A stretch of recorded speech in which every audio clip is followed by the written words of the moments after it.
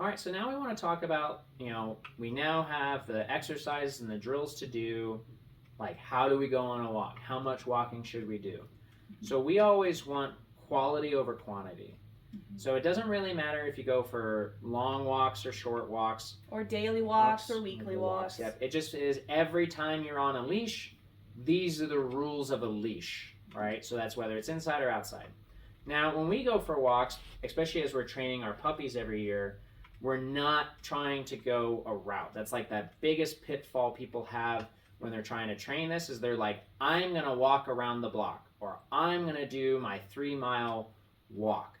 Instead, we suggest that you pick an amount of time you want to go for a walk. And it can vary. It doesn't have to be a mandatory 20 minutes or an hour or 5 hours. It should just be whatever amount of time you kind of feel like today is. Yep. So like yesterday for us was a 20-minute walk. We had about 20 minutes in the gas tank. That means that instead of doing our route down and around and all the way and back, we went out 10 minutes, and then at the 10-minute mark, we turned around and we walked back 10 minutes. Yep, so what this does is a lot of times people, when they have their route, especially as they're teaching their dog not to pull on the leash, is they will end up walking part way and forcing it very well, but they haven't really finished the route, but they're starting to get tired of having to do this because it's very hard, right? It's very mind-oriented. Especially in the beginning, you're constantly working, you're in a very training mindset. Yep. Your dog may also not be thriving. So Yeah. if your dog is not thriving and you stick your head out and 2 minutes are just pure misery, you might, there's another route where instead of going out 10 minutes and back 10 minutes, I can go right in front of my house, a couple mailboxes back and forth, until I come to my allotted amount of time I've given myself. Yeah, because when you start to walk a route, a lot of times what people do is they do really well in the first half, and then in the second half they let their dog pull them all the way home because they just got to get home because it's taking longer than they thought it would, and now they've essentially untrained the first half of their walk and they start to plateau or even go backwards. So as Kendall's saying, instead, pick your amount of time. Doesn't matter how far you go, it's that you spent that amount of time working on it today.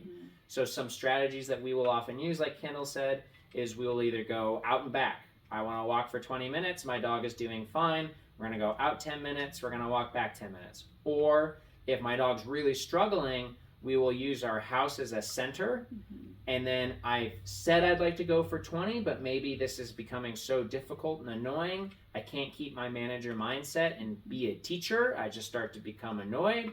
And now I have this easy out. So a lot of times when we're first working with a puppy who's really struggling or a dog who's really struggling, I will leave my house. I will go 2 houses to the left, turn around, come back to my house, go 2 houses to the right, turn around, and then I keep repeating this until my time is up. Or if I'm really getting sick of it because my dog is really struggling, at any moment I'm only 2 houses away. I can keep enforcing the rule well and just go home and then kind of recoup, reset, do it again.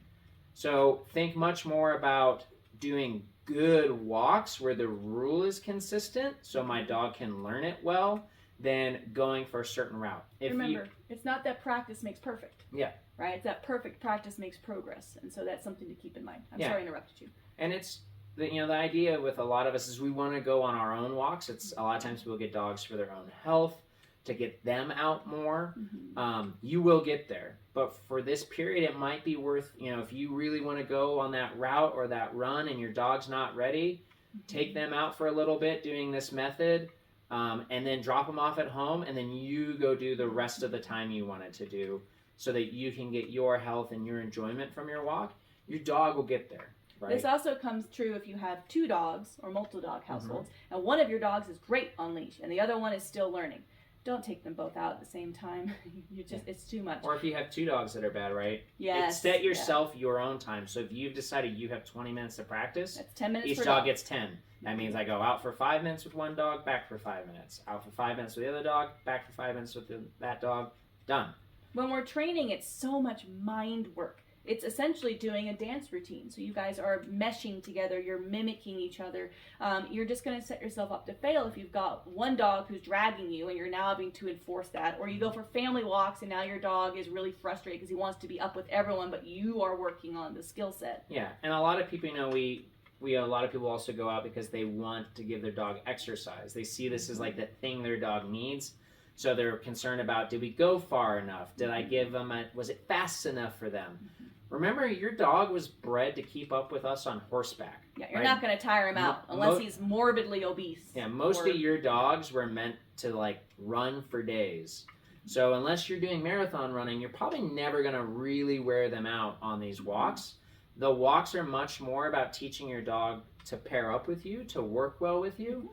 If you want to tire them out, you would be much better at throwing a ball, going for a run, right? Something that's not necessarily on leash. Leash is, because you're attached, as we said, is about pairing up together and working together, not exercise, not at this point. You will probably get there eventually, right, where you could go for runs together or have your dog follow you on a bike, which is a progression of teaching healing where they actually heel to the bike. But at the stage you're at right now, if you're needing help, don't worry about the amount, time, or speed. Give them exercise in another way and really concentrate on getting this to be like really clean, pure communication between you and your dog.